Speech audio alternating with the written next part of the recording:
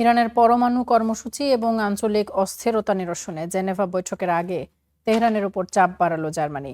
বুধবার জার্মানির পররাষ্ট্রমন্ত্রী জোভান ওয়েটফুলসাফ জানিয়ে দিয়েছেন, যুক্তরাষ্ট্র এবং আন্তর্জাতিক সম্প্রদায়ের সাথে আলোচনায় বসলে ইরানকে অবশ্যই হামাস, হিজবুল্লাহ এবং হুতির মতো সশস্ত্র গোষ্ঠীগুলোকে সহায়তা দেয়া বন্ধ করতে হবে।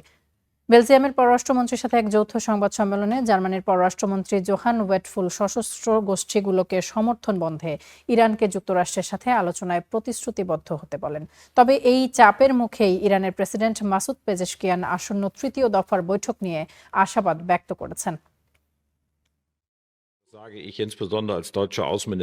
তেহরানের ৩টি বিষয় নিয়ে যুক্তরাষ্ট্রের সাথে বসা প্রয়োজন। ইউরোপও এটি প্রত্যাশা করে, কারণ এই পরিস্থিতিতে আমরা হুমকির মুখে আছি। ইরানকে অবশ্যই হামাস, হিজবুল্লাহ এবং হুথির প্রতি সমর্থন ত্যাগ করতে হবে।